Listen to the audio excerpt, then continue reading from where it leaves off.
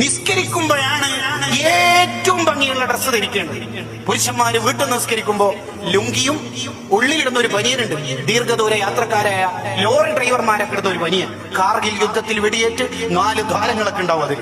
എന്നിട്ട് പെണ്ണുങ്ങന്മാരോട് താത്താമാരോട് പറയും, ഞാൻ ഡ്രസ്സ് പെട്ടെന്ന് ഇസിലിട്ട് എനിക്കൊരു വെഡിങ് പ്രോഗ്രാമിന് ഫംഗ്ഷൻ അറ്റൻഡ് ചെയ്യാനുണ്ട്.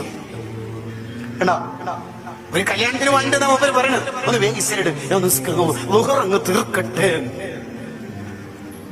ഈ അടുത്തൊരു ഉമ്മ മരണപ്പെട്ടു. ആ ഉമ്മ മരണപ്പെടുന്ന സമയത്ത് അല്ലാ എന്ന് ഉച്ചരിച്ച് സംസം വെള്ളം കുടിച്ചിട്ടാണ് വഫാത്താവുന്നത്.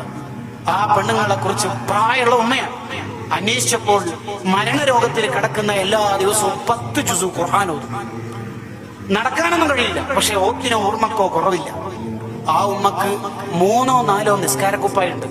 ഒരു നിസ്കാരക്കുപ്പായ ഒരു ദിവസം ഇട്ടാൽ പിന്നെ അത് അലക്കിയിട്ട് മാത്രമേ ഇനി അത് ധരിക്കൂ, വേറെ നിസ്കാരക്കുപ്പായം ഉണ്ടാവും. ഇത് നമ്മുടെ ഉമ്മമാരുടെ നിസ്കാരക്കുപ്പായം കരിമ്പം കുത്തി ഡിസൈൻ ചെയ്ത് ചിക്കൻ റോള് ചുരുട്ടി മുതൽ ചുരുട്ടിയിട്ടുണ്ടാവും. അതിൽ തന്നെ മനസ്സിലാവും നമുക്ക് ഈ നിസ്കാരത്തോട് ബഹുമാനം ഉണ്ടോ ഇല്ലയോ എന്ന്.